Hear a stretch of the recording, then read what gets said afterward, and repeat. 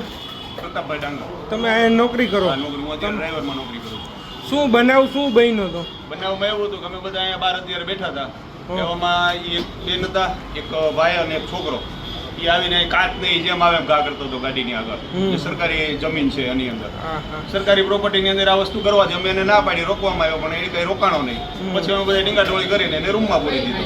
અને જેમ આવે એમ ગાળું બોલે, કપડાં ફાડે. અમારા કપડાં ફાડી નાખ્યા.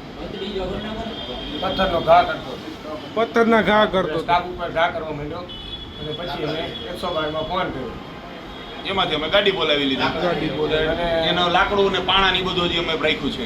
એટલે કે સરકારી વાહન ઉપર આ ભાઈ આગળ પાણા પડ્યા છે.